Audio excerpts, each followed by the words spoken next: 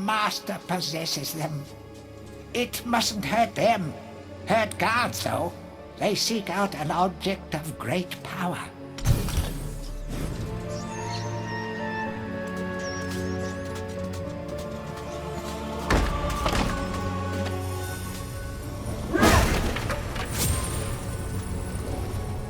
Blacksmith's Monthly.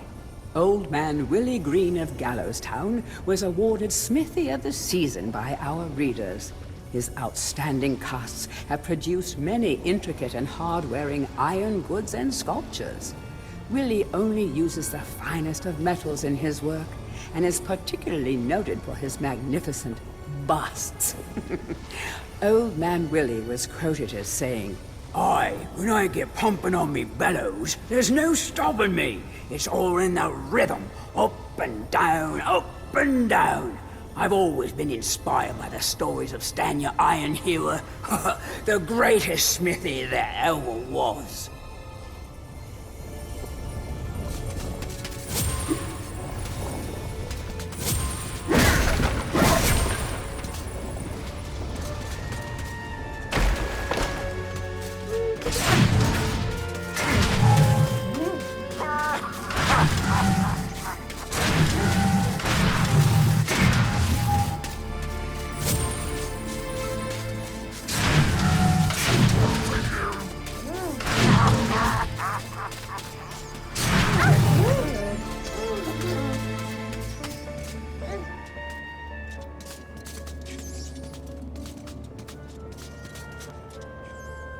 A crucifix once stood here, but the mayor took it.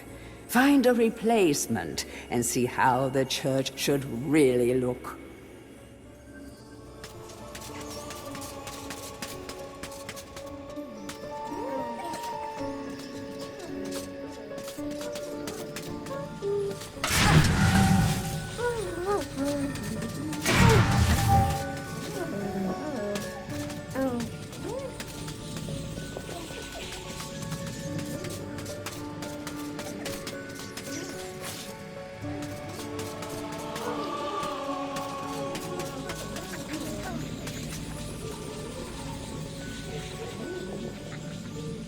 The rune key is held aloft by the flow of water from the fountain.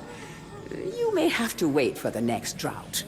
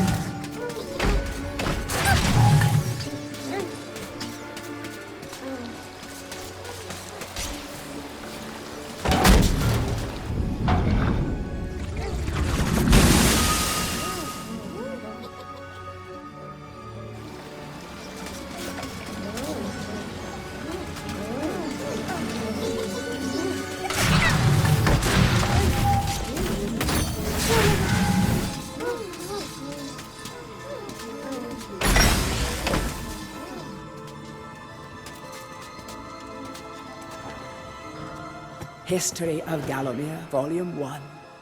During the dark time that was Gallowmere's not-too-distant past, it was King Peregrine who thwarted Xerok the Necromancer and his plan to enslave the land. Xerok, once the king's mage, had fallen out of favor with the ruler for conducting outlandish experiments on the bodies of the dead.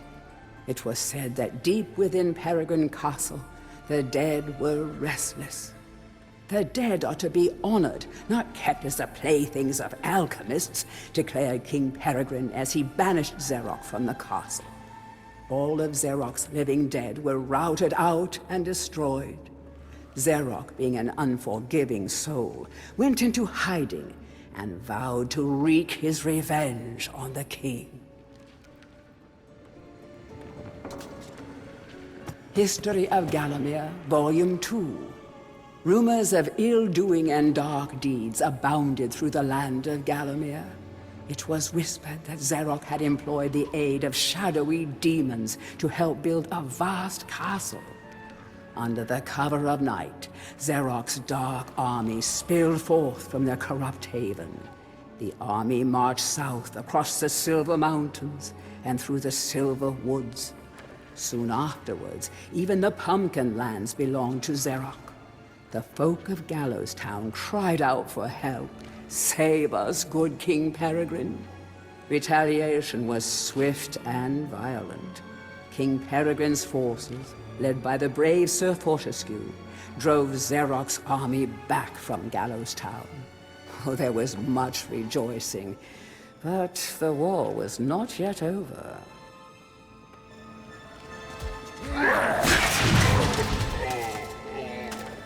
History of Gallowmere, Volume 3. News that Xeroc's army had now taken the Floodlands caused much concern. From this vantage point, Xeroc could march west to take the Enchanted Forest. This sacred place would prove a bitter defeat if it fell into the hands of the evil sorcerer. It was Sir Dan Fortescue who once again led the king's militia to rid the demon host from the land. Yet the evil wizard was cunning and had prepared an ambush. Titanic battle ensued, of which history has never seen the like. It is said that the day would have gone to Xeroc, but for the skill and valor of one man. Fortescue led the charge deep into the massed ranks of the undead, felling Xeroc's bodyguard, the fearful Lord Coddoc, and before finally succumbing to his own mortal wounds, slew the traitorous sorcerer with a mighty sweep of his sword.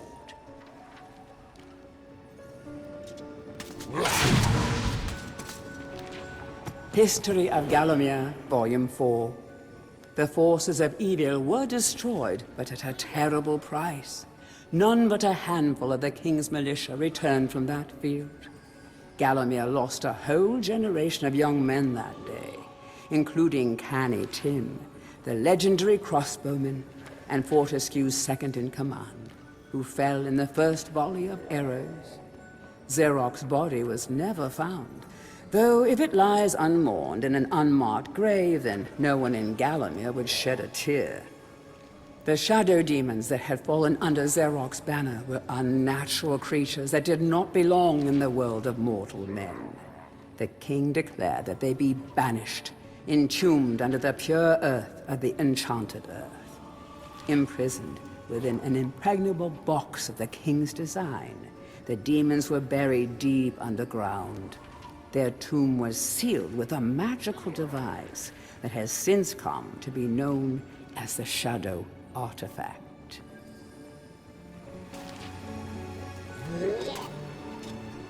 Tourist's Guide to Gallowmere, Part 1. The land of Gallowmere is a wondrous land of breathtaking sights and adventure. If it's beauty you are looking for, be sure to check out the sights of the Enchanted Forest. Scale the heights and see the nests of giant dragon birds. Seek out weird and wonderful plant life. Go ooh and ah at the sight of baby dragon toads splashing about in the crystal clear ponds. Why not take a walk through the Pumpkin Valley? Pumpkin is Gallowmere's favorite dish, and about now the valley is just bulging under the weight of young podlings awaiting harvest. Tourist Guide to Gallowmere, Part 2. If it's mystery you're looking for, then the seasoned adventurer should travel to the ruins of King Peregrine's castle. Yes, this is the fortress from which the fabled King Peregrine once hailed. It is said that the king's crown was lost in the dungeons below the castle, and that the ghost of the regent himself now haunts these cold stone passageways. Spooky. Why not take the swamps and seek out the mythical town of Mellowmead? This place was once said to be a place of fantastical arcane alchemy, but an age has passed since it was consumed by the murky swamps. Perhaps great treasure awaits any adventurer that can locate its watery resting place.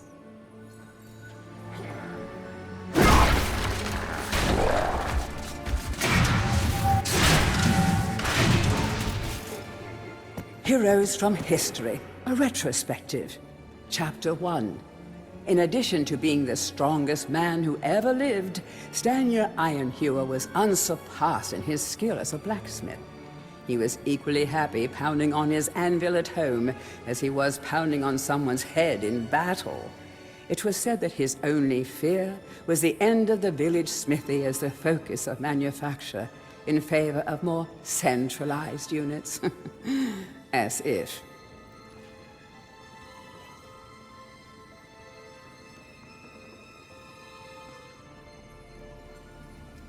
Chapter 2. Born a humble peasant to one of the nomadic tribes from the Eastlands, Bloodmanoth Skullcleaver gathered an army of horsemen and swept over half the civilized world. When he finally died, attempting a single-handed attack on a garrison in the north while armed only with a spike on his helmet, he was the richest and most powerful peasant of his day.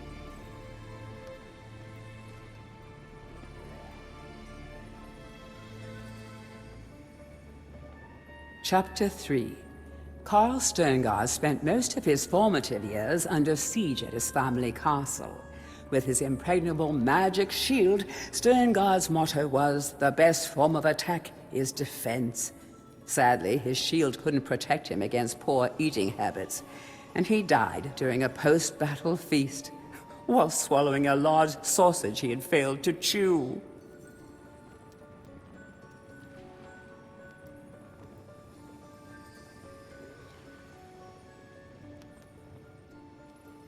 Chapter 4.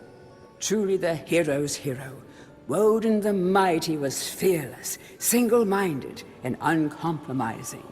Unbeaten in combat, he inspired raw fear in friends and enemies alike, not to mention in close family members and pets. Chapter 5. Trained from birth in all forms of combat, Imanzi Shongama was the warrior queen of a tribe of Amazons. The bold and the beautiful Shongama banished all males from her territory, except the handful she kept on to mow the lawns of her people. Chapter 6. A full-time mother and homemaker, Megwin Stormbinder had to defend her settlement from barbarian raiders while the menfolk were away on a hunting trip. She fought off repeated attacks, armed only with a pitchfork and a rolling pin, and with one arm holding her baby. Legend has it that the gods, impressed by her indomitable courage, intervened and added thunderbolts to her arsenal. She won the battle with a couple of bolts to spare on her husband when he finally returned.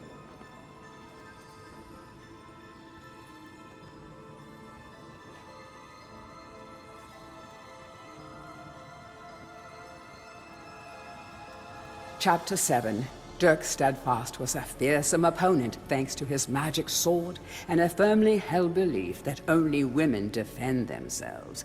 Real men are always on the attack.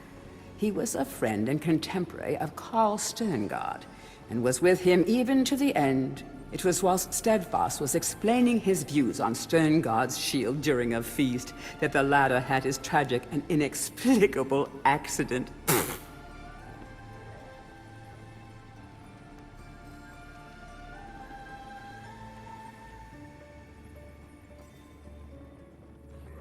Chapter 8.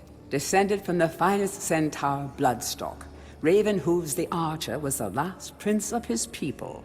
A proud and haughty aristocrat, he was an accomplished hunter, sportsman, duelist, playboy, raconteur, and 3 times Derby winner.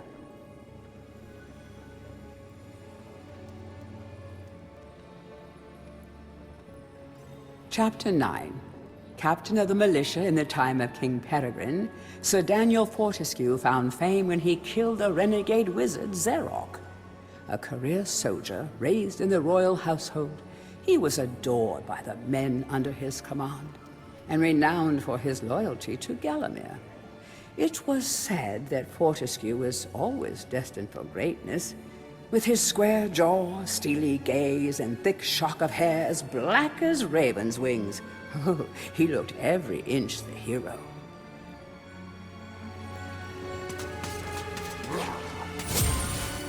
To whom it may concern, I must make haste, for Xeroc's men will be here within the hour. I have taken the crucifix from the church. It is the key to a key. I used the cross to make the attached cast. Then I had it destroyed. It is my hope that this cast falls into the hands of a just and good hero. Signed, the town mayor.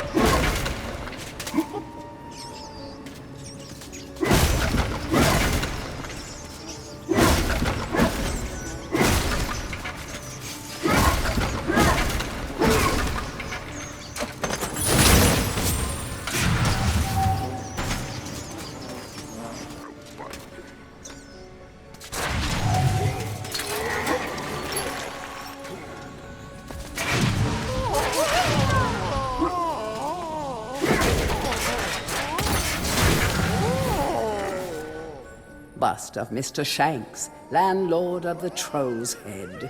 To clean the statue, lower the pedestal.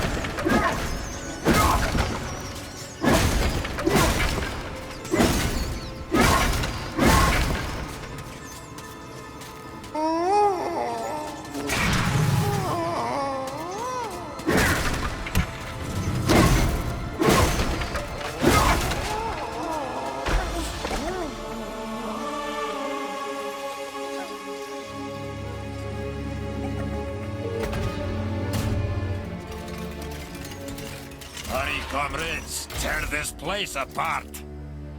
If we don't find the shadow artifact, Lord Zarek will have us mocking out the demons for the next millennium.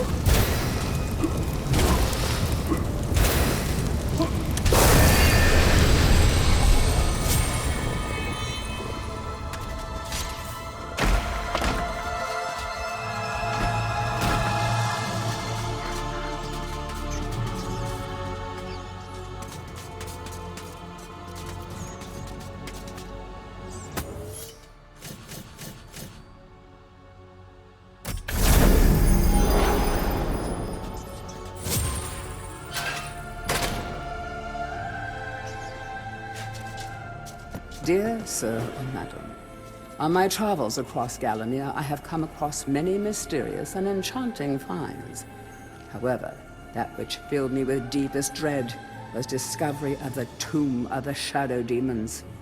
The key to their dank prison, the mysterious Shadow Artifact, is now in my possession. Yours fearfully, the Town Mayor.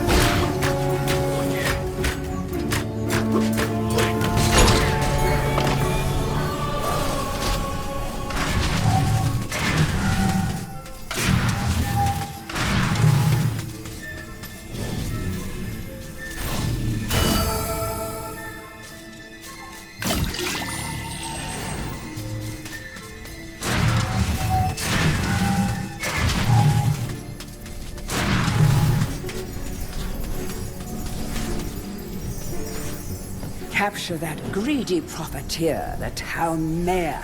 Take him to the asylum dungeons. Give the fat boy a good going over. Locate the Shadow Artifact. Bring me back something nice.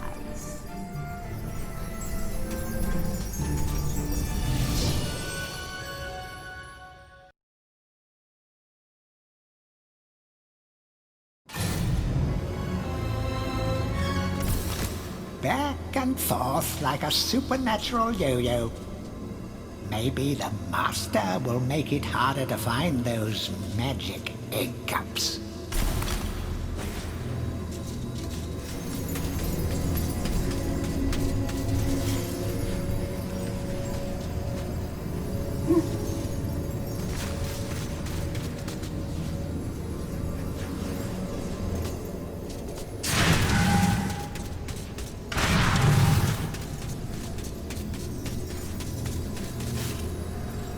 Hey, Mr. Fortisque, I want to talk with you. If this Zorak's so bad, why'd you get to go back? Why'd you of all people, Fortisque? It should be I, Blood Monathe, Skull Cleaver, when I lived Always I had a pile of slain strewn around me. You spend most of your time organizing a changing of the guard and playing croquet with the king.